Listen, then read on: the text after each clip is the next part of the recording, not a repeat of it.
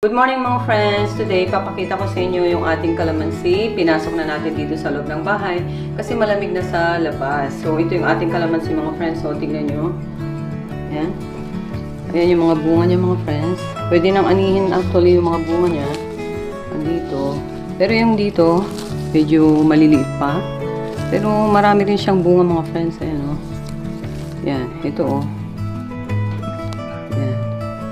So, ito yung ating mga kalamansi mga friends. At magsusurvive din sila dito sa loob ng bahay kahit na malamig na.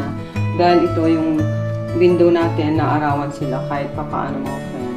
Mga friends, ang kalamansi actually ay madali lang alagaan. Basta tama yung pagdidilig nyo. At least mayroon konting araw mga friends.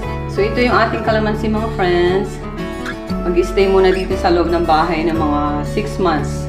At ilalabas na ulit natin sila sa spring or summer. God bless us all, mga friends.